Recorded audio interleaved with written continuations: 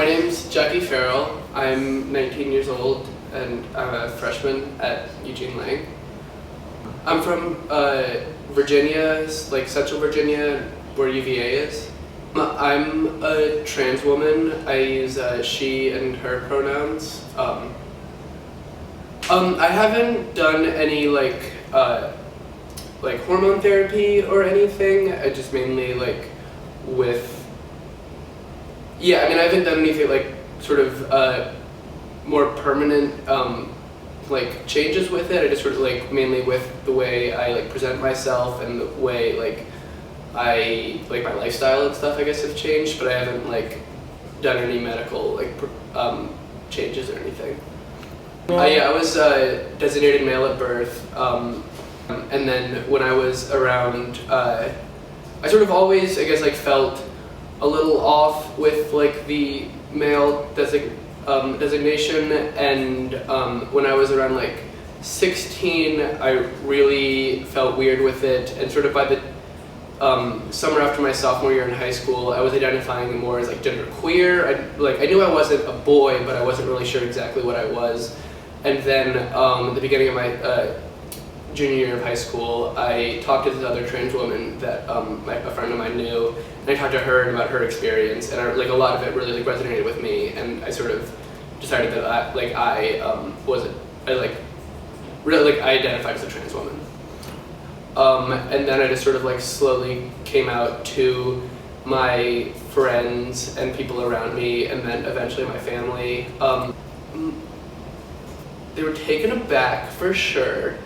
It was just sort of something that they had never experienced or had any real practical knowledge of.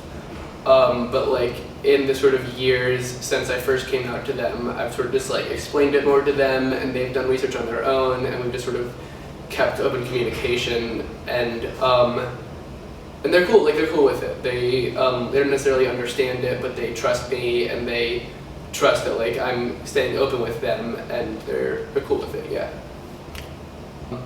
I never really had a big coming out day where it was today I am out. It was mainly just sort of as time went on, I let more and more people know.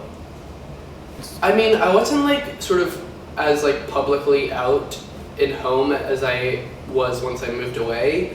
It was much more of a sort of case-by-case thing where all my sort of close friends knew, and most of the people most people who were close to me knew, but it wasn't everybody knew.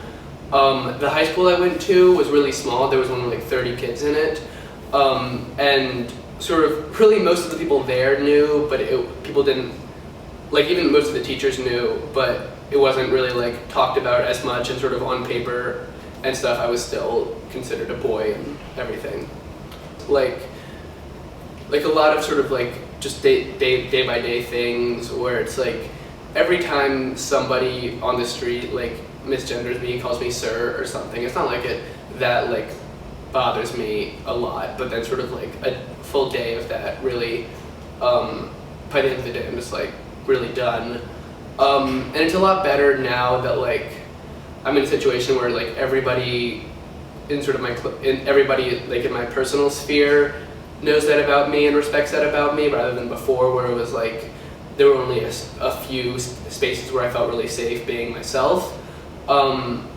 So now it's much more of a sort of societal thing, I guess, and a lot of my sort of the negative feelings I have are more anger rather than sadness, and I'm not it's not I get really depressed at the end of every day. It's mainly just sometimes I'm just fucking pissed that all of this stuff has to happen and that people aren't recognizing of this, and much less on sort of personal for me thing, and more of a society in general doesn't recognize this significant aspect of society.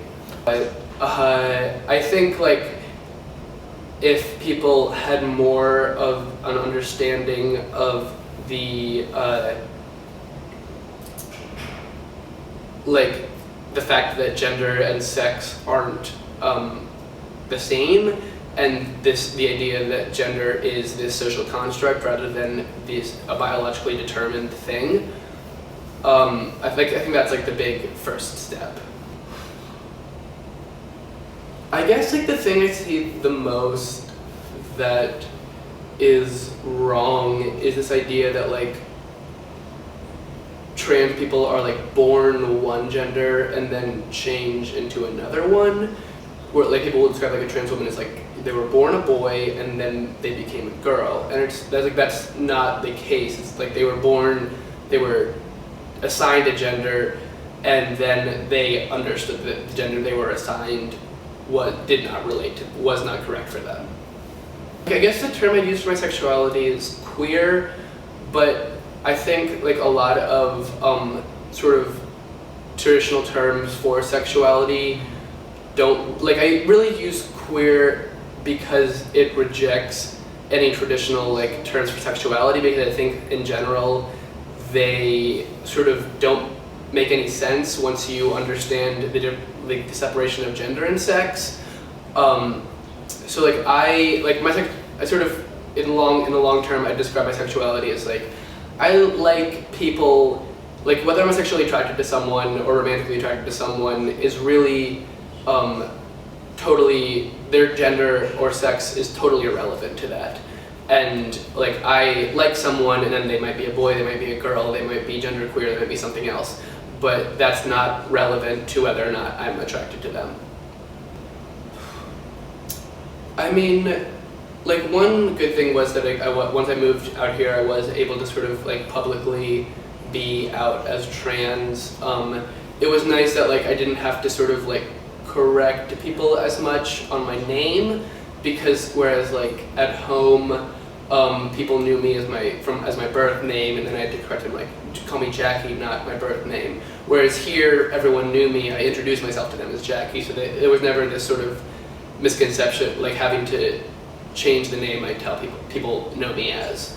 I guess like I think assigning names to genders is weird, and sort of like saying like, well, this is a boy's name, this is a girl's name, because it's like no, it's just like it's your name. Whatever your name is your name, whether you're a boy or a girl or something else is you. I think it's important as far as your identity goes, because it's sort of like, I mean, so much of your identity is wrapped up into your name, and I think a big part of sort of choosing a name when you transition is the sort of like leaving behind the things that were affiliated with the name you were assigned, and saying like, okay, well now I'm Jackie and Jackie is a girl, and those are totally like interconnected, and people aren't going to confuse the two.